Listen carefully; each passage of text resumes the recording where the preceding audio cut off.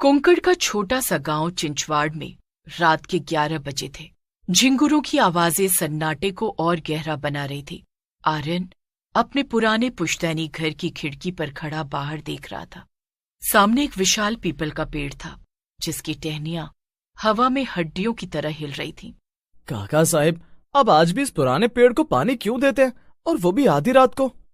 बेटा, कुछ प्यास ऐसी होती है जो कुएं के पानी से नहीं, श्रद्धा और डर के मेल से बुझती है। उस पेड़ के नीचे मत जाना, वहां वो रहता है। वो आप मुंजिया की बात कर रहे हैं? काका साहब, 21वीं सदी है, भूत प्रेत सिर्फ कहानियों में अच्छे लगते हैं। मुंजिया कोई साधारण भूत नहीं है आर्यन, वो एक अतृप्त आत्मा है। उसकी मुंज तो हुई, पर उसकी शादी की इच्छा अधूरी रह गई। वो आज भी अपनी दुल्हन ढूंढ रहा है। अगली रात आर्यन के दोस्तों ने उसे चुनौती दी। सभी ने उसे मना किया, लेकिन आर्यन अपनी बहादुरी साबित करना चाहता था। वो हाथ में टॉर्च लेकर उस पीपल के पेड़ की ओर बढ़ गया। आर्यन, मत जाओ। बड़े बूढ़े कहते हैं कि अगर मुंजिया ने तुम्हें देख लिया तो वो तुम्हारे कंधे पर बैठ जाएगा और कभी भी नहीं उतरेगा। देखे तो सही, तुम्हारा मुंजिया मेरा क्या बिगाड़ता है? जैसे ही आर्यन पेड़ के पास पहुंचा, हवा अचानक ठंडी हो गई।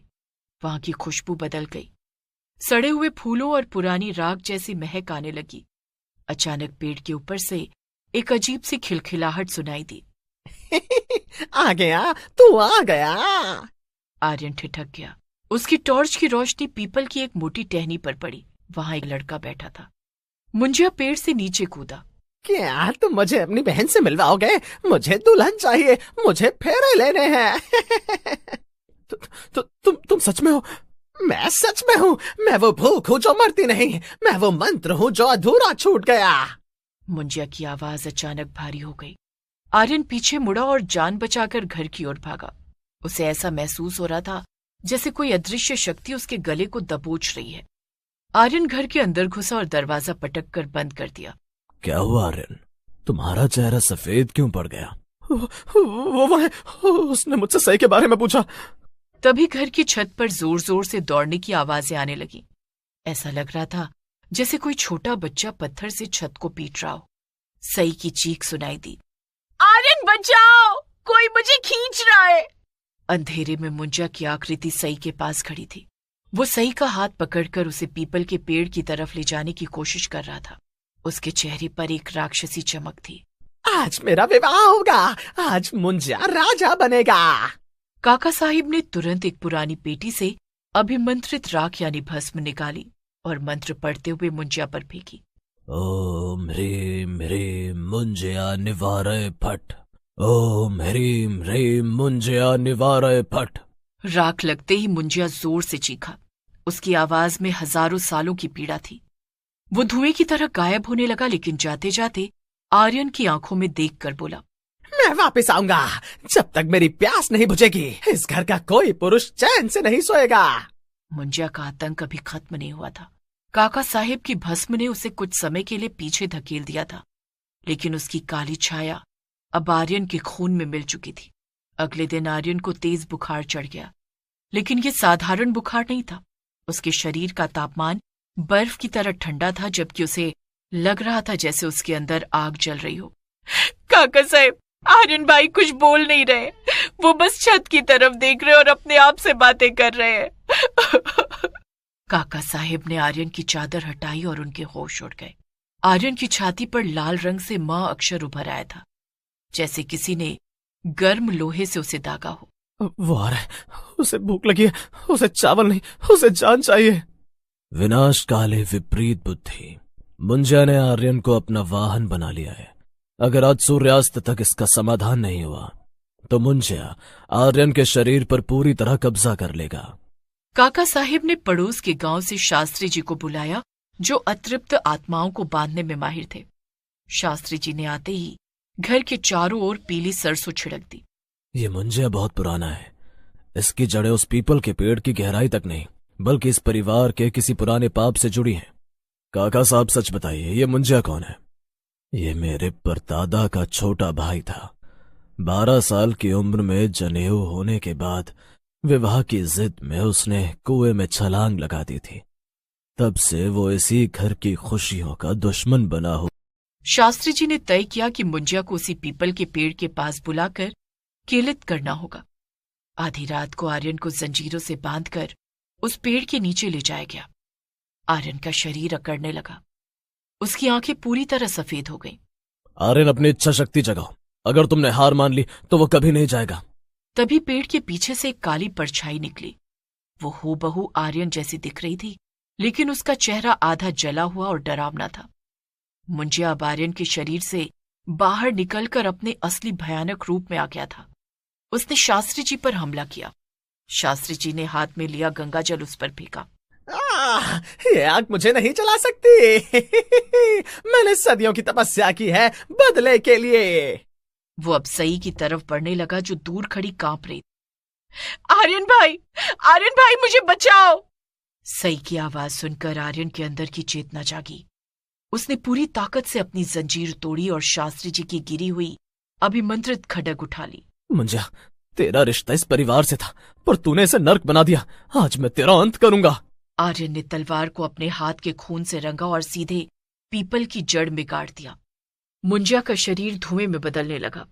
तुम मुझे मार सकते हो, पर मेरी प्यास फिर लौटेगी। वो धुआं पीपल के पेड़ के अंदर समा गया। पेड़ अचानक बीच से फट गया और उसमें से काली राख निकलने लगी। सुबह की पहली किरण फूटी। आर्यन जमीन पर बेसुध पड़ा था। शास्त्री जी और काका साहिब ने राहत की सांस ली। पीपल का पेड़ अब सूख चुका था, जैसे उसकी आत्मा निकल गई हो। काका साहिब, क्या वो सच में चला गया? पेड़ तो सूख गया बेटा, पर मुंजिया यादों और डर में जिंदा रहता है। जब तक कोई दोबारा उसे नहीं उकसाएगा, वो कैद रहेगा। आर्यन धीरे से उठा। उसने अपने हाथ की तरफ देखा। वहां का काला निशान मिट चुका था। मुंजिया मरा नहीं था, उसने बस अपना ठिकाना बदल लिया था। मुंजिया की वो मुस्कान आर्यन के रोंगटे खड़े कर देने के लिए काफी थी। कहानी अब उस मोड़ पर पहुंच गई थी जहां डर और हकीकत के बीच की दीवार पूरी तरह टूट चुकी थी। पीपल का पेड़ सूख चुका था, लेकिन घर के अंदर का माहौल और भी भारी हो गया था। आर्यन अब पहले जैसा नहीं रहा। वो घंटों आईने के सामने खड़ा रहता और खुद से बातें करता। आर्यन भाई, आप आईने में देखकर किसे हाँ कह रहे हैं? वहां तो कोई नहीं है। वो मुझसे पूछ रहा है सही कि क्या मुझे उसकी शादी का न्योता मिला। वो कह रहा है कि असली खेल तो अब शुरू होगा। सई ने देखा कि आईने में आर्यन का अक्स हिल नहीं रहा था। आईने वाला आर्यन स्थिर खड़ा होकर सई को घूर रहा था और उसके होठों पर वही शैतानी मुस्कान थी। काका साहिब को समझ आ गया कि मुंजिया ने अपना डेरा पेड़ से हटाकर घर की पुरानी काल कोठरी में बना लिया है। वो कोठरी जो पिछले 100 सालों से बंद थी। उस रात घर के मंदिर की घंटियां अपने आप बजने लगीं। शास्त्री जी, जो अभी गांव में ही रुके थे, दौड़ते हुए आए। अनर्थ हो गया। मुंजिया ने घर की कुलदेवी की चौकी को दूषित कर दिया। वो अब घर के रक्षकों को ही खत्म कर रहा है। अचानक काल कोठरी का भारी लकड़ी का दरवाजा अपने आप खुल गया। अंदर से गूंजती हुई आवाज आई। आर्यन मेरे भाई, अंदर आ। यहाँ तेरी दुल्हन का जोड़ा रखा है। यहाँ हम दोनों एक हो जाएंगे। आर्यन जैसे किसी सम्मोहन में था। वो धीरे धीरे कोठरी की ओर बढ़ने लगा। मुंजिया अब अपने असली ब्रह्म राक्षस रूप में प्रकट हुआ। मुंजिया ने आर्यन की गर्दन दबोच ली। सई ने देखा कि शास्त्री जी की पोटली से एक पुराना तांबे का कलश गिरा है, जिसमें पवित्र नर्मदा का जल है। उसने हिम्मत जुटाई और कोठरी की तरफ भागी, लेकिन सई ने आव देखा न ताव। वो कलश सीधे मुंजिया के चेहरे पर दे मारा। पवित्र जल लगते ही मुंजिया का चेहरा जलने लगा। वो आर्यन को छोड़कर पीछे हटा।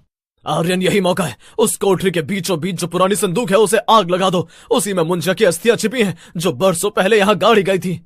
आर्यन ने पास पड़ी मशाल उठाई और पूरी ताकत से संदूक पर फेंक दिया। जैसे ही संदूक में आग लगी, पूरे घर में एक ऐसी चीख गूंजी जो इंसानी नहीं थी। मुंजिया का शरीर आग की लपटों में घिर गया। अंत में वो एक छोटे बच्चे की तरह सुबकने लगा और धीरे धीरे राख में बदल गया। सब कुछ शांत हो गया। काल कोठरी अब केवल एक पुरानी धूल भरी कमरा रह गया था। आर्यन जमीन पर गिर पड़ा। वो जिंदा था, लेकिन पूरी तरह टूट चुका था। मुंजिया घर से तो चला गया था, पर उसका खौफ उनके दिमाग और दिल में कहीं घर कर गया था।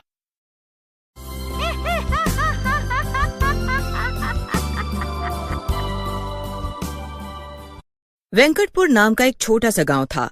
उसी गांव में शिवा अपनी पत्नी गौरा के साथ बहुत ही हंसी खुशी रहता था। शिवा और उसकी पत्नी नारियल पानी बेचने का काम किया करते थे और गांव के ज्यादातर लोग शिवा से ही नारियल खरीदकर नारियल पानी पीना पसंद करते थे। सिर्फ गांव के ही नहीं बल्कि शहर के लोग भी गांव आकर शिवा से ढेर सारे नारियल खरीदकर ले जाया करते थे। शिवा और उसकी पत्नी ने अपने घर के आंगन में नारियल का पेड़ लगाया हुआ था। गौरा के लिए वे नारियल का पेड़ सिर्फ पेड़ नहीं था बल्कि वे उसे अपने बेटे की तरह ही प्यार करती और उसका खूब ध्यान रखती थी। कभी कभी तो वो उससे ढेर सारी बातें भी किया करती थी। एक रोज शिवा अपने नारियल के पेड़ से नारियल तोड़ रहा होता है कि तभी उसके पड़ोस में रह रहा उसका बड़ा भाई गंगा वहाँ आता है और शिवा से बोलता है, क्या बात है शिवा, आज तो तूने अपने नारियल के पेड़ से ढेरों नारियल तोड़ मारे। और जरा नारियल तो देखो, ओहो कितने बड़े और ताजे हैं। इतने सारे नारियल तोड़ने के बाद भी पेड़ पर कितने सारे नारियल लगे पड़े हैं। एक मेरा नारियल का पेड़ है, एक तो उस पर गिने चुने नारियल लगते हैं, ऊपर से पानी तो उसका इतना बेस्वाद होता है। कि क्या ही बतलाएं। भैया ये नारियल का बस एक पेड़ थोड़ी ना है, ये तो हमरा और गौरी का बेटा है। इसे हम इतना प्यार कर रहे हैं, तभी तो देखो हम इस पर से जितने भी नारियल तोड़ते हैं पर कभी नारियल खत्म होने का नाम ही नहीं लेते। सच में ये तो जादू है, जादू। तभी वहाँ गंगा की पत्नी चित्रा आती है और गुस्से से बोलती है, अजी जिस पेड़ को ये शिवा और गौरा अपना बेटा बता रहे हैं ना, ये कई साल पहले हमने ही इन्हें ला कर दिया था, इसलिए इस पेड़ और इस पर लगे नारियल पर हमारा हक बनता है। तभी गौरा अपने कमरे से निकलकर आती है और चित्रा से बोलती है, भाभी हमने माना कि कई साल पहले आपने हमें नारियल का पौधा ला कर दिया था, पर इसे पाल पोस कर तो बड़ा हमने किया है, इसलिए न तो ये पेड़ आपको मिलेगा और न ही इसके नारियल आपको मिलेंगे। हाँ अजी देखो तो इस गौरा को कितनी जबान चलाती है। हाँ। चित्रा की बात सुनकर कुछ गांव वाले वहाँ इकट्ठा हो जाते हैं। अरे देखो गांव वालों, एक तो इस गौरा को मैंने नारियल का पौधा ला कर दिया था, ऊपर से ये मुझसे ही जबान लड़ा रही है। अरे चित्रा काहे को तू रोज रोज इस गौरा से लड़ती है, तूने भी ना रोज का ड्रामा बना रखा है। हाँ और इस गौरा को तो देखो, इस नारियल के पेड़ को अपना बेटा माने बैठी है। ऐसे बोलकर वहाँ खड़े सभी गांव वाले चित्रा और गौरा की हंसी उड़ाने लगते हैं। तभी चित्रा अपने पति के साथ अपने घर आ जाती है और गुस्से में गंगा से कहती है, इस गौरा ने गांव वालों के सामने मेरी बेइज्जती की, इसे तो मैं छोड़ूंगी नहीं। आज रात को ही इसका काम तमाम न कर दिया तो मेरा नाम चित्रा नहीं। मेरे नारियल के पेड़ से ये आज मजे से अपनी जिंदगी जी रही है ना? इसे तो मैं सबक सिखाऊंगी, देखना। अब तो कुछ भी हो जाए, ये नारियल का पेड़ और उसके नारियल को मैं अपना बना कर ही रहूंगी। अरे चित्रा, अब क्या करने वाली है तू? चित्रा मुस्कुराते हुए बोलती है, बस अब तो रात होने का इंतजार है मुझे। फिर जैसे ही रात होती है, चित्रा अपने हाथ में मिट्टी का तेल लेकर अपने पति गंगा के साथ शिवा के घर जाती है और चुपके से शिवा के घर को बाहर से बंद करके वे सारा मिट्टी का तेल उसके घर पर डाल देती है और जल्दी से आग लगा देती है। और जैसे ही घर में आग लगने लगती है, गौरा खिड़की के पास आती है और देखती है कि चित्रा और उसका पति घर के बाहर खड़े हैं। चित्रा भाभी, मैं ये जानती हूँ कि ये आग आपने ही लगाई है। गौरा और शिवा कुछ बोल पाते उससे पहले ही आग उन्हें जलाकर भस्म कर देती है और उसी समय आग में झुलसकर उनकी मृत्यु हो जाती है। मृत्यु के बाद गौरा और शिवा एक भयानक भूत बन जाते हैं। गौरा और शिवा के यूं मर जाने से गांव वालों को बहुत दुख होता है, पर उन सभी की नजर उनके नारियल के पेड़ पर थी। शिवा और गौरा की मौत के कुछ दिन बाद चित्रा और गंगा शिवा के नारियल के पेड़ के पास आते हैं और हंसते हुए बोलते हैं, गांव वालों के आगे मेरी बहुत खिल्ली उड़ाई थी ना इस गौरा ने, और बोला था ना कि ये पेड़ तो क्या, इसका एक नारियल भी मुझे नहीं दोगी। अब उसके मरने के बाद ये पेड़ और इसके नारियल सब हमारे हैं। अजी अब तो हम भी बहुत जल्दी अमीर हो जाएंगे। हाँ। मैं अभी पेड़ पर चढ़कर ढेर सारे नारियल तोड़कर लाता हूँ। जैसे ही गंगा नारियल के पेड़ पर चढ़ने लगता है, उसे पेड़ पर भूत दिखाई देता है। वे नीचे देखता है तो उसे एक डरावनी चुड़ैल दिखाई देती है। गंगा भूत और चुड़ैल को देखकर जोर से चिल्लाने लगता है, भूत! अरे ओ चुड़ैल! भूत! अरे चुड़ैल! अजी का हमको चुड़ैल बोल रहे हो? अभी रुको, तुम्हारे पिछवाड़े पर एक लाठी मारेंगे ना तो हमको चुड़ैल बोलना बंद कर दोगे तुम। हाँ। चित्रा जैसे ही पेड़ पर देखती है उसे एक भूत नजर आता है। तभी वे अपने पीछे मुड़कर देखती है, उसे एक डरावनी चुड़ैल दिखाई देती है, जिसे देखते ही चित्रा की सिट्टी पिट्टी गुल हो जाती है।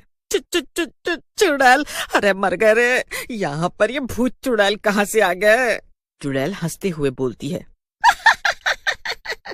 अब तुम दोनों मेरे हाथों से बचने वाले नहीं हो। आज तो मैं तुम्हारी गर्दन ऐसे काटूंगी जैसे नारियल के सिर से उसकी खोपड़ी काटते हैं, फिर मजे से मैं तेरा खून पीऊंगी। अरे चुड़ैल बहन, भूत भाई, हमको जाने दो। आज के बाद हम नारियल के पेड़ से नारियल तो क्या, नारियल के पत्ते तक न चुराएंगे। ऐसे कैसे छोड़ दे तुझे? तूने पति पत्नी को जलाकर मारा है और बोलती है कि छोड़ दे। तुम दोनों शिवा और गौरा हो? हे भगवान, अब हमरा का होगा? बचाई लियो भगवान, बचाई लियो। फिर क्या था, भूत गंगा का गला काटकर उसे मार डालता है और चुड़ैल चित्रा को तेज धार चाकू से टुकड़े टुकड़े कर उसे मार डालती है। फिर वे दोनों भूत और चुड़ैल अपना रूप बदलकर पेड़ से नारियल तोड़कर अपने ठेले में रखकर बेचने के लिए जाते हैं। आओ जी आओ, ठंडा ठंडा नारियल पानी पी लो, ठंडा ठंडा। तभी गांव में रहने वाला माखन ठेले के पास आता है और बोलता है, अरे जरा देखो तो इस नारियल पानी वाली को। हाय हाय हाय हाय हाय, कितनी खूबसूरत है ये, और इसकी कमरिया तो बिल्कुल नागिन जैसी है रे। अरे ओ सुंदरी, पहले तो कभी तुम दोनों का हमने इस गांव में नहीं देखा। अजी देखोगे भी कैसे, हम दोनों आज ही इस गांव में नारियल पानी बेचने आए हैं। अरे आप तो बस हमारे पेड़ से टूटे नारियल का नारियल पानी पियो। अरे ये कैसा नारियल पानी पिला डाला हमें, इसे पीते ही हमारी तो सांसें ही थमने लगी हैं। हाय हाय हाय हाय। फिर जैसे ही माखन नारियल पानी पीता है तो उसे जोर से खांसी होने लगती है और देखते ही देखते उसके मुंह से खून निकलने लगता है। तभी वे नारियल पानी बेच रही सुंदर औरत और आदमी अपने भूतिया रूप में आ जाते हैं और माखन का गला काटकर उसे मार डालते हैं और वहाँ से चले जाते हैं। माखन की लाश को देखते ही पूरे गांव में हाहाकार मच जाता है। देखो तो भैया, ये हमारे गांव में क्या हो रहा है? अरे कुछ देर पहले चित्रा और उसके पति की लाश बहुत ही बुरी हालत में मिली और अब ये माखन। कोई तो हमारे गांव के लोगों को इस तरह से मार रहा है, इसीलिए हम सभी गांव वालों को होशियार रहना होगा। फिर अगले ही दिन मालती अपने पति के साथ गौरा के घर के आंगन में जाती है और नारियल के पेड़ के पास खड़े होकर अपने पति चेतन से कहती है, अजी अब खड़े खड़े हमारी शकल का ताक रहे हो, जल्दी से पेड़ पर चढ़ो और सारे के सारे नारियल तोड़ लाओ। इन सभी नारियल को शहर में बेचकर हम भी मालामाल हो जाएंगे। जैसे ही चेतन पेड़ पर चढ़ता है कि तभी उसे डरावनी हंसी सुनाई देती है। अरे हम नहीं हंस रहे हैं जी, ये तो पेड़ पर बैठा भूत हंस रहा है। अरे मर गए रे, यहाँ तो भूत के साथ साथ चुड़ैल भी बैठी है। मेरे बेटे जैसे पेड़ से नारियल पानी चुराएगी? तेरी इतनी हिम्मत? तू ही है ना जिसने मेरा और मेरे बेटे का मजाक उड़ाया था, और आज तू उसी पेड़ से नारियल चुराने आ गई। ऐसा बोलकर चेतन वहाँ से भाग निकलता है, पर चुड़ैल मालती को पकड़ लेती है और उसका गला दबाकर उसे मार डालती है और जोर जोर से हंसते हुए बोलती है, अगर कोई भी मेरे नारियल के पेड़ के पास भटका तो मैं उसे जिंदा नहीं छोड़ूंगी। चेतन भागता हुआ गांव वालों के पास जाता है और सभी को इकट्ठा कर भूत और चुड़ैल की सारी बात बताता है। हमको लागत है कि शिवा और गौरा ही भूत चुड़ैल हैं। उनके मरने के बाद से जो भी उस नारियल के पेड़ के पास गया है उसका काम तमाम हो गया है। हमें तुरंत ही कुछ करना होगा। ऐसा बोलकर सरपंच जी सभी गांव वालों को लेकर नारियल के पेड़ के पास जाते हैं कि तभी वहाँ भूत और चुड़ैल आते हैं। लगता है आज पूरा गांव ही मरने के लिए आ गया है। ये तो तुम्हारे साथ बहुत बुरा हुआ, पर ऐसा करके ना तो तुम्हारी आत्मा को शांति मिलेगी और ना ही तुम्हें मोक्ष मिल पाएगा। इसीलिए मैं तुमसे वादा करता हूँ कि तुम्हारे बेटे जैसे नारियल के पेड़ के पास एक मंदिर बनाया जाएगा। सरपंच जी की बात सुनकर भूत और चुड़ैल की आंखें भर आती हैं। फिर क्या था, भूत और चुड़ैल के नारियल के पेड़ के पास मंदिर बनते ही उन दोनों की आत्मा को शांति मिल जाती है और वो दोनों वहाँ से हमेशा के लिए गायब हो जाते हैं।